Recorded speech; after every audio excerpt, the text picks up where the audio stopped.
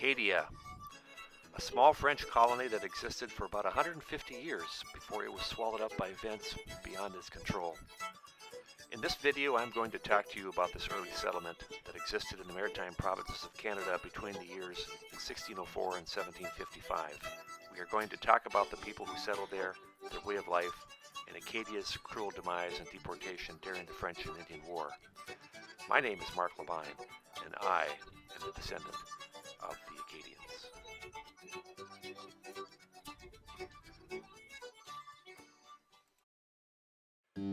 Acadia first became widely known to Americans after the publication of the poem Evangeline in 1847 by Henry Wadsworth Longfellow. Prior to Evangeline, Americans were taught the founding of Halifax in 1749 was the beginning of Nova Scotia. Not true. So to begin my presentation today, I want to read you the first paragraph of this poem. Ye who believe in affection that hopes and endures and is patient, ye who believe in the beauty and strength of woman's devotion, list to the mournful tradition still sung by the pines of the forest. List to the tale of love in Acadia, home of the happy. Evangeline is the story of a long-lost love in Acadia caused by the French and Indian War, but it begs the question, was Acadia the home of the happy? So where is Acadia? Or where was Acadia? Here's a map showing the maritime provinces, current maritime provinces in Canada, and comprising of Nova Scotia, New Brunswick, Prince Edward Island, and Cape Breton. This is the area where the colony of French Acadia was located. Where does the name Acadia come from? First time that we see it on maps is in 1524, when the explorer Giovanni de Verrazzano put it on his map. When he first discovered the eastern shore of North America, he thought it was so beautiful that he named it after the Greek word Acadia, which meant idyllic place. Interestingly enough, the local population, the Mi'kmaq, who had been there for many years, also had used the word Katy to describe this area, and Katy meant fertile land. So you'll see the French refer to this land as both Katy and Acadia interchangeably, but obviously both words referred to the beauty and idyllic nature of this area. This map of Poitou shows the area where the majority of the early Acadian immigrants came from. See La Rochelle in the middle of the map. And if you go there even today and drive around the countryside, you'll see a lot of the names that are commonly associated with Acadia. So who were the Acadians? The Acadians didn't write a lot about themselves, so be busy just trying to survive. But there were a number of people who visited or were explorers or leaders who wrote about the Acadians. Here's a description by Sieur de Cadillac, and yes, that's who the Cadillac car is named after. But he visited Acadia, and he gave a very glowing description of the Acadian men as well-built, good height, would be accepted without difficulty as soldiers in a guards regiment. They were well-proportioned, their hair usually blonde, robust, would endure great fatigue, and would be fine subjects of the king. Pretty positive description. We find other descriptions of the Acadians also with men such as named Charbois, Demeaux, Bourbonnois, Hocquart, Cornwallis, Rameau, all provided information that give us an idea of what the Acadians were like, what they looked like, and how they lived. So what I'm going to do in this presentation is talk a little bit about this French colony, including their farming practices, trade, fishing industry, church, and education and health. Let's start with farming in terms of talking about how the Acadians lived back in the 17th, 18th century. Acadians farmed like most other people in that time. That was the main way that people survived and made their living and raised their families, by having farms. Now this is a picture of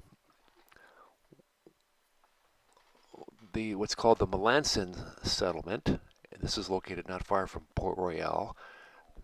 This drawing is based upon findings made in an archaeological dig done in the area. So this gives you a good idea of what the Acadian landscape looked like and what the Acadian farms looked like.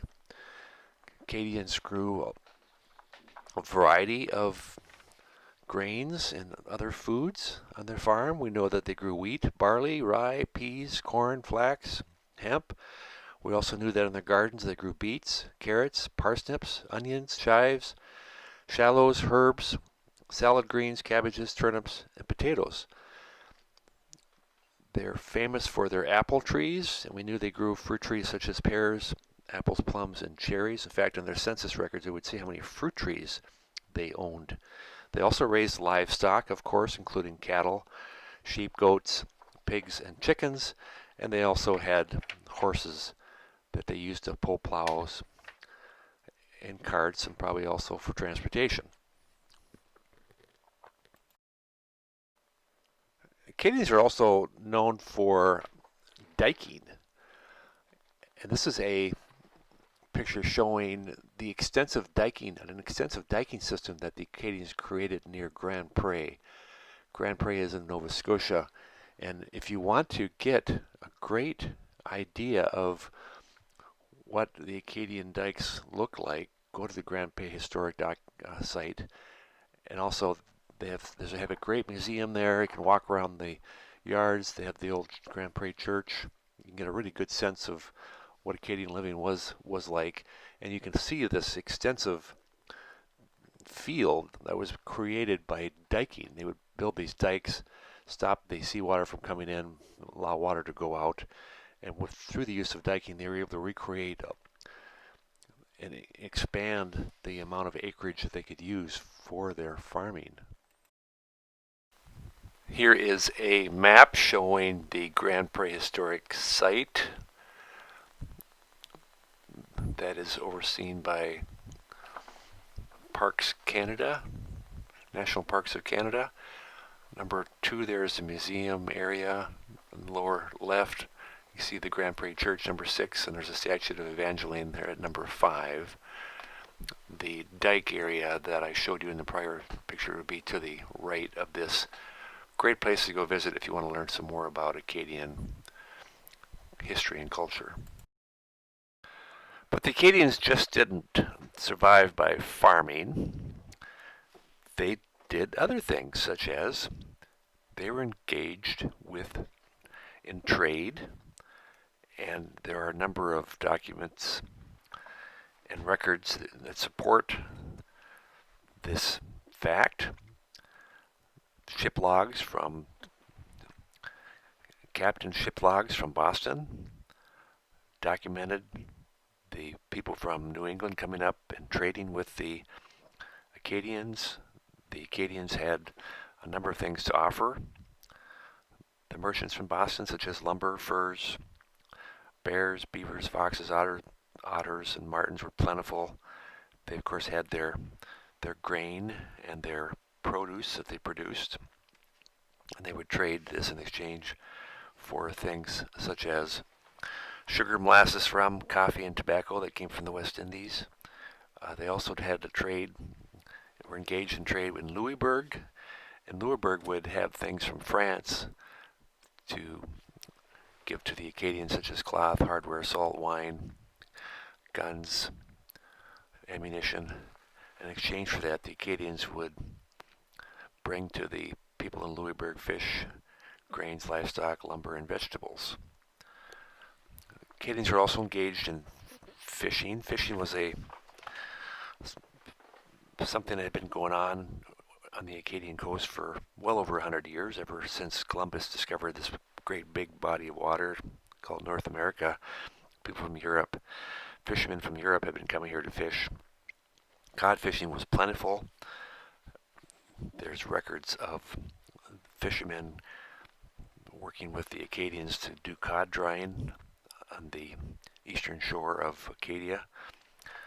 Here's a fish net showing one of the ways that the Acadians would catch fish. And this net looks pretty high, but bear in mind that Bay of Fundy area of Acadia, the tide would fluctuate some 50 up to 50 feet. This net is probably something like 15 feet or so, but the tide would go up over there. The fish would gather in the net. When the tide go down, the Acadians had fish. But Acadians also gathered clams, oysters, scallops, lobsters from the Fundy mud flats. Besides cod, there was salmon, shad, bass, eel, smelt, varieties of smellfish. Occasionally, the Acadians would kill seals, and the seals they'd use for food and oil for their lamps. But not only did they have a very, bountiful fishing land or opportunity in the area, but they also had game such as moose, bear, rabbit, partridge, geese, ducks, teal, plover, pigeons, and marsh birds that they would hunt on the land.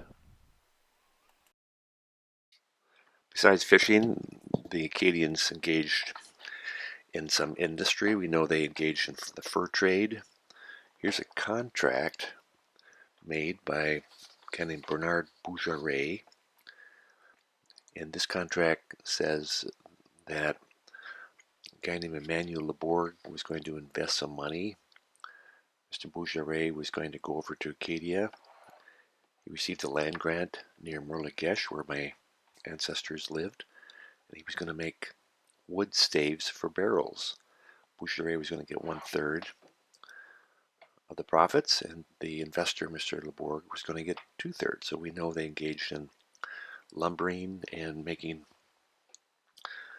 products such as wood staves for European barrels. Other industry we know that existed in Acadia, there are carpenters, blacksmiths, gunsmiths, masons, coopers, many of the ordinary occupation that you would find in other European or colonial countries. Church and education, here's a signature of my ancestor Claude Guedry, so we know that he was educated somewhere. We don't know whether he was educated in France or whether he was educated in Acadia, but we know that there were at least 7 churches in Acadia. This is recorded by Dudley LeBlanc in his book, The Acadian Miracle. We know that there was a seminary established at Port Royal in Acadia in 1632 by Capuchin priests. And just for reference, Harvard was founded in 1637 as a seminary. So Acadia actually established a seminary before Harvard was established. There were Jesuits who were in the Acadian area. There were a number of schools established. A school was established at Grand Prix in 1668 by a Father Louis Jeffrey. There are also schools at Le Havre, Port Royal, Beaubasin, and Grand Prix. Most of the education and teaching was done by religious sects or brothers or nuns during that time. But we know that there was educational systems in place in Acadia.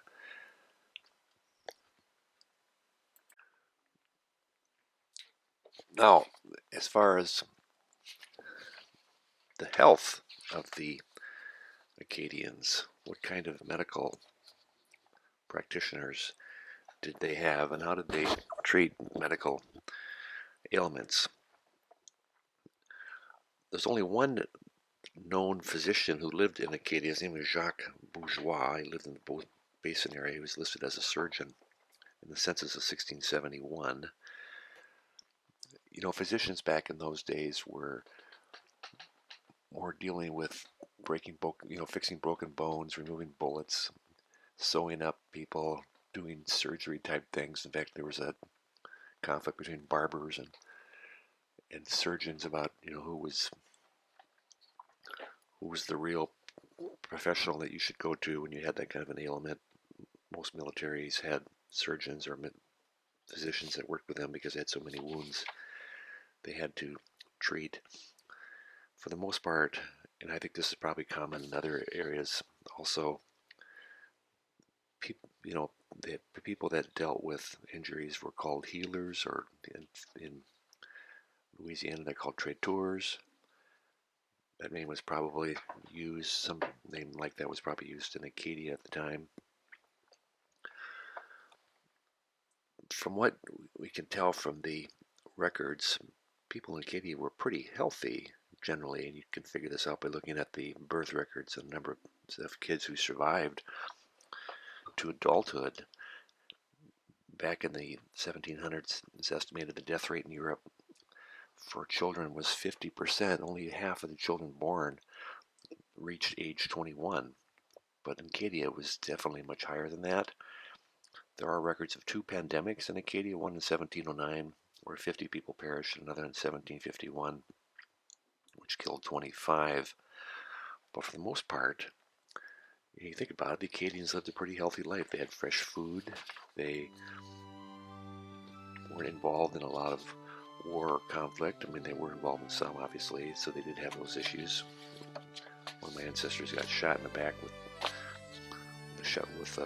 bullets, and they had to have that removed. So they had those issues, but for the most part, they dealt with their injuries through home remedies. They had midwives, women would help with births, and they had healers, traiteurs, who helped heal the sick. So when you look at the way that the Acadians lived, based on the information that we have, could we call Acadia a paradise, home of the happy? Well, it wasn't a paradise, of course. There were a lot of problems with living in Acadia, including all the armed conflict and violence that occurred because of the war between the French and the English. But bottom line is, it really wasn't a bad place to live when you compare the way that peasants lived in Europe at the time. They had a lot of food. They had a very ample food supply, farming, fishing. They engaged in trade with New England and with the people at Fort Louisburg. They really didn't have much tax to pay. The English tried to get them to pay tax, but they weren't very good at that. The English complained about the Acadians not paying tax. So you think about it, they had, and their health was good. They had high, very low mortality rate, a few pandemics, but really, all in all, they were pretty healthy people. So when you add all these things up, it really wasn't a bad place to live. Of course, the problem, as I said before, was the conflict, and Acadia did not survive and was basically destroyed because of war, and specifically the French and Indian War. French and Indian War is also known as the 7 Years' War, another war involving European nations. The 7 Years' War involved a number of fighting in not only continental Europe, but in North America and also India. But the problem is this conflict between the French and the English. The Acadians were right in the middle. They were kind of stuck in the middle. They, in the Treaty of Utrecht in 1713, the peninsula, Nova Scotia peninsula, where most of the Acadians lived, actually belonged to England. And they were encouraged to move to French soil to get away from English soil, but the Acadians didn't want to move. Like I said, they had a pretty good life there. So what they tried to do was be neutral. They argued to the English that we're not going to bear arms against you. We're not causing you any harm. Just leave us alone. We won't get involved.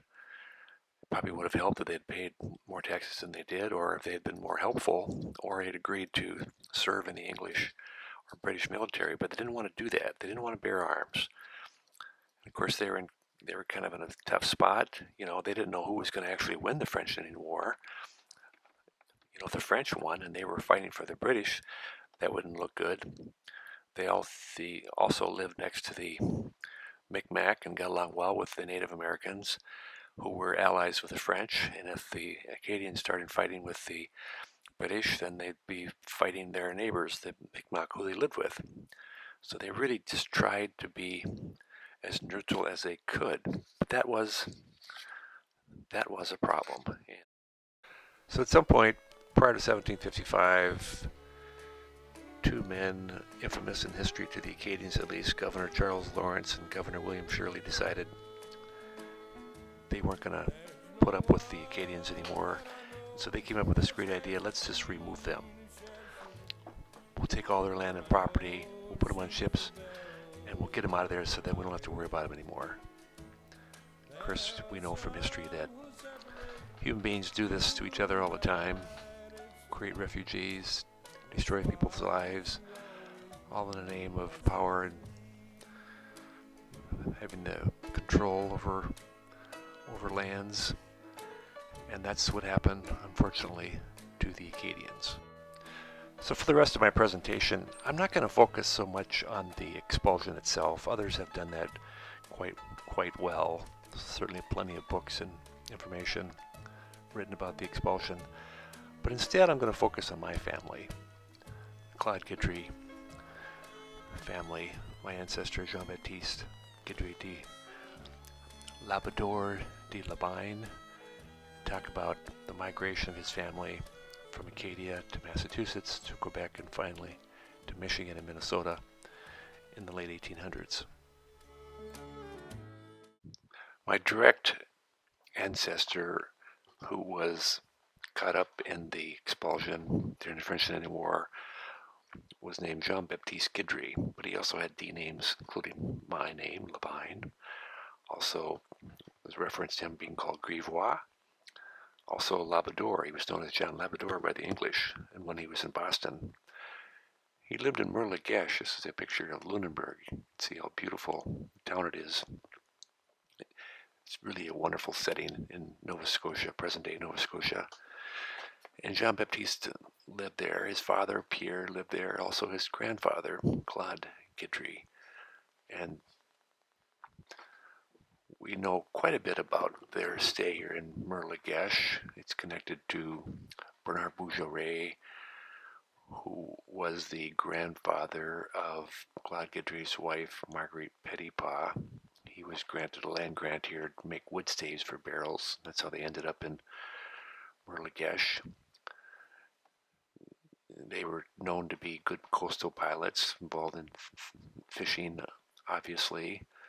And we know there was cod drying going on there. They engaged in farming, hunting, fur trade. They signed oaths of allegiance, and they also were educated that we know of. Here's a copy of an oath of allegiance signed in 1695. You can see Claude Guidry's name. It's on the lower left. Jean-Baptiste, grandfather.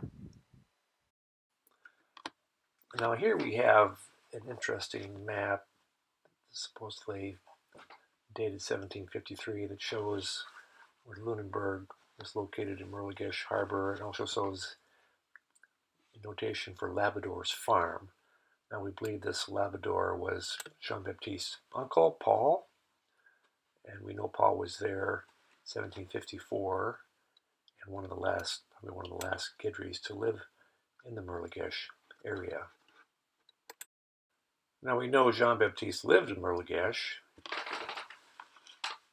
and we know that he left Mirlegèche sometime before 1753. He got into some trouble, got into a conflict, which he notes in one of the petitions he signed to the Massachusetts legislature. We know that Jean-Baptiste was a coastal pilot along with Paul, who we believe is Vieux Labrador. More than likely, Paul is buried somewhere in Mirlegèche area. there's a gravestone located at an old cemetery in Lunenburg. It makes reference to Paul 1754. We're not certain if this is Vieux Labrador or our Paul Guidry, but it does raise some question about who this old stone in the Lunenburg Cemetery belongs to. Who knows? Maybe it belongs to Paul Guidry. So according to records and actually a petition signed by JeanBaptiste himself, we know that due to conflict and the fact the British were moving in colonists at Lunenburg, he left Merlegesh and went across the peninsula in Nova Scotia, the Pisquid it was called, lived there for a while, then in 1755 was deported along with the other Acadians. And this picture shows a ship in the Boston Harbor in 1755. This would be in September or October 1755, and it shows Acadians waiting around on the harbor, not knowing what's going to happen or where they were going to go. Their conditions are so bad that somebody from the community basically urged the governor of Massachusetts to take in these poor Acadians and find a place for them to live. And so Jean-Baptiste and his wife and family were assigned to a town named Wilmington. The governor of Massachusetts had decreed that every town in Massachusetts was obligated to take one Acadian family. And the town of Wilmington is where Jean-Baptiste and his wife went with their children. There was a house in Wilmington. It was known by the locals as the Massacre House because the Indians had cut a hole in the roof and went into the house and basically massacred the whole family. And the house had been sitting there empty, was abandoned. This is a painting of a house of the period. This is not the Massacre House or the house where I know my ancestor Jean-Baptiste and his family lived, but gives you an idea what it might have looked like. This was a typical New England house. So Jean-Baptiste and his family stayed in Wilmington, and they were there for about 11 years. We know that while he was in Wilmington, he filed a number of petitions with the Massachusetts Assembly seeking more assistance and complaining about, for example, leaky roof and other conditions of the Acadians. Believe that he befriended the wife of a local minister who helped him prepare these petitions to the Legislative Assembly. Great article about Jean-Baptiste's family in Wilmington and about these petitions in a December 27, 2006 article written in the Wilmington Town Crier.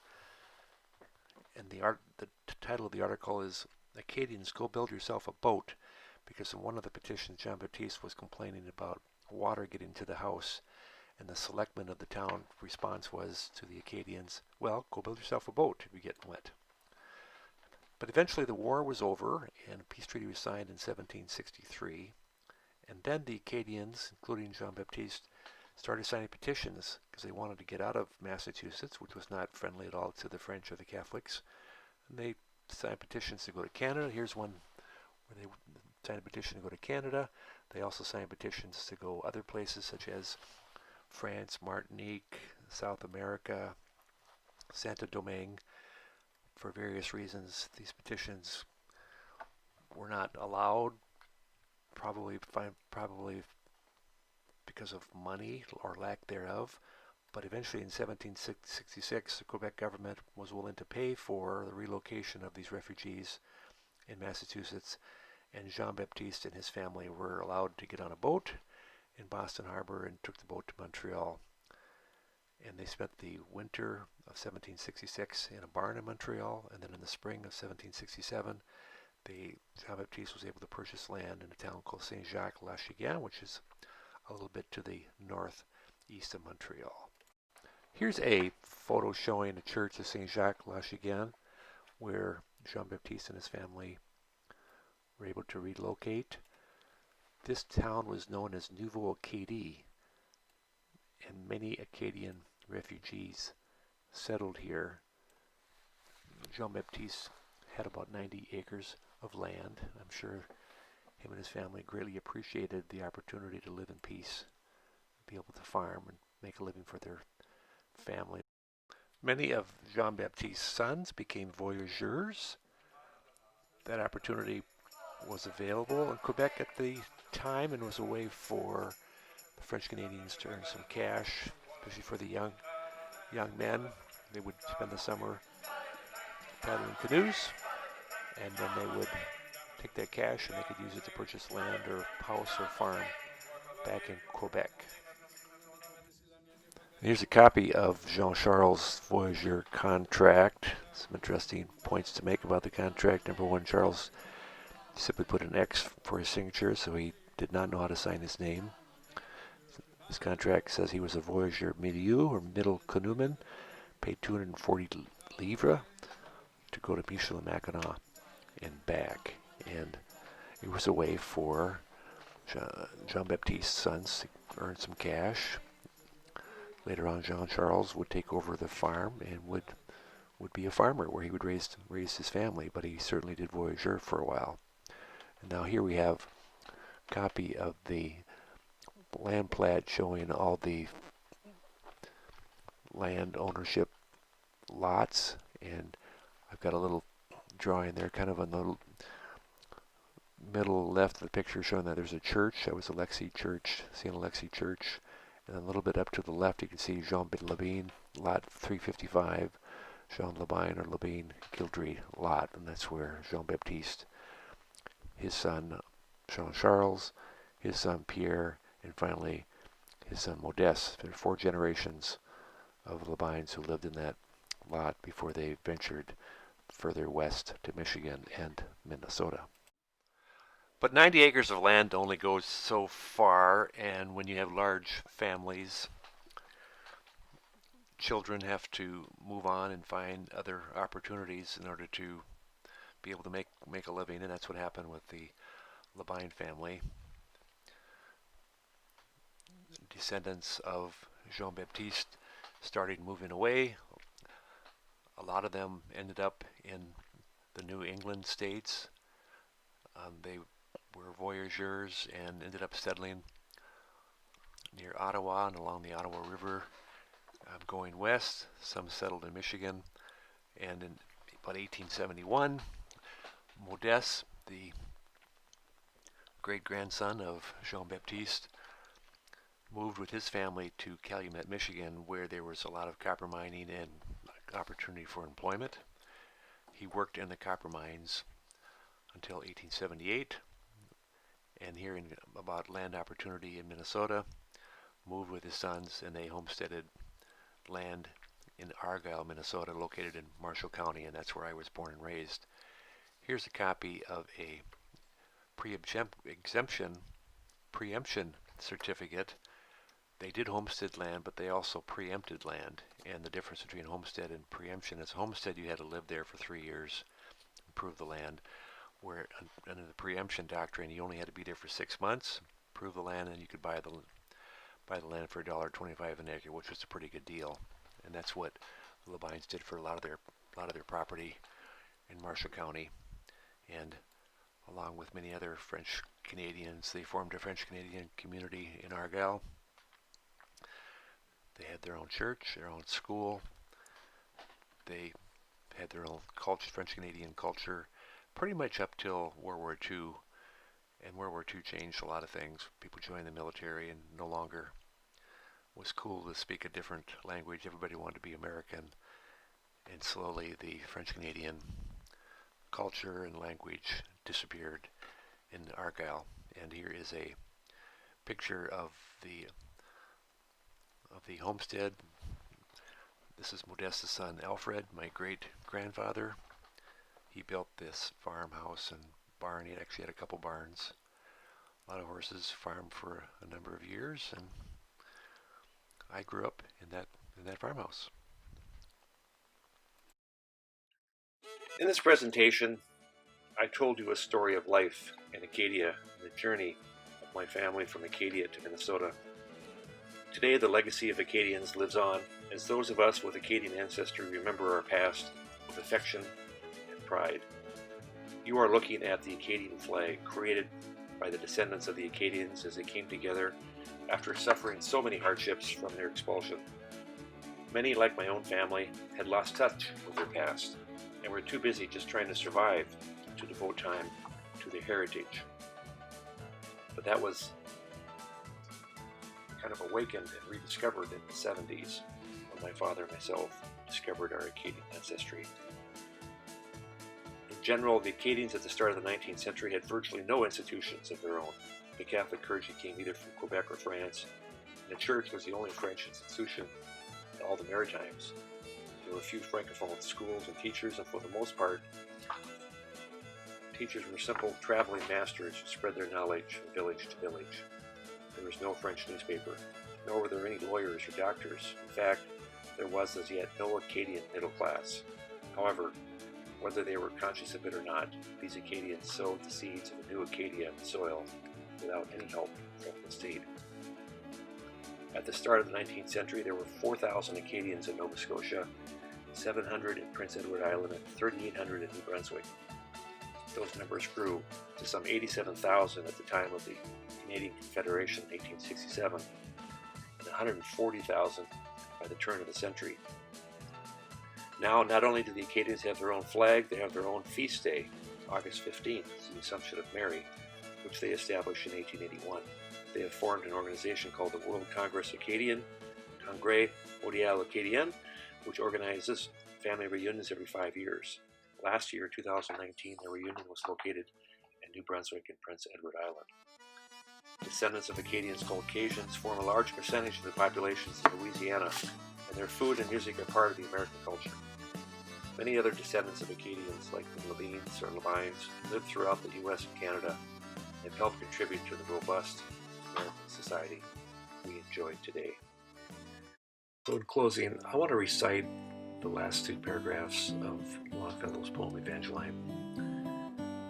Still stands the forest primeval, but under the shade of its branches dwells another race, with other customs and language. Only along the shore of the mournful and misty Atlantic linger a few Acadian peasants whose fathers from exile wandered back to their native land to die in its bosom. In the fisherman's cot the wheel and the loom are still busy, maidens still wear their Norman caps and their kirtles of homespun, and by the evening fire repeat Evangeline's story, while from its rocky caverns the deep-voiced neighboring ocean speaks, and in accents disconsolate answers the wail of the forest. Well, that concludes Longfellow's poem. And today the Acadian voice still speaks, still alive, and will forever be part of the heritage of Canada and the North American continent. That concludes my presentation of Acadia, the home of the happy. My name is Mark Levine, and I am a descendant of the Acadians.